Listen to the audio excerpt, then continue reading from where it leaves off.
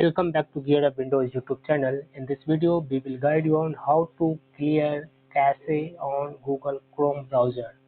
If you are experiencing issues with images, some of websites are not loading properly, it might be fixed by clearing the cache of Google Chrome browser. For that, first open the Chrome browser and open a new tab and then click on this one menu icon. Here select settings, then on the left select privacy and security. Here you will find option clear browsing data.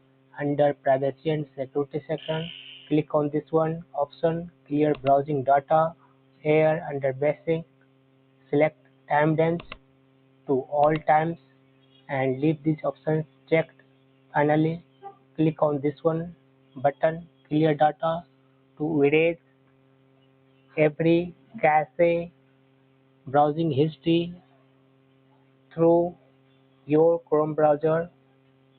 That's all about this video. If you are new to my channel Gear Up Windows, kindly subscribe, and if you are an old customer and you find this video is helpful, just press thumbs up. Thank you for watching this video.